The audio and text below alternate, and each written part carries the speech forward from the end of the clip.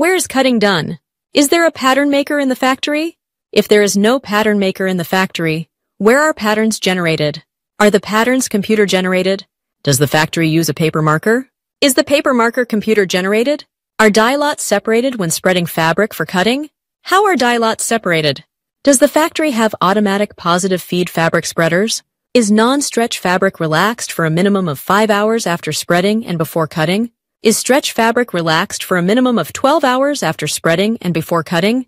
What is the maximum cutting height? Is the accuracy of the cuts checked by cutting room QCs against the pattern within 1/8 for wovens and 1/4 for knits? Is the cut consistency between the top and bottom plies within 1/8 for wovens and 1/4 for knits? Are there machine guards on all cutting knives? Do all cutters wear well-maintained chainmail gloves? Is electricity for the cutting room supplied from overhead? Is the cutting room floor kept clean of scraps?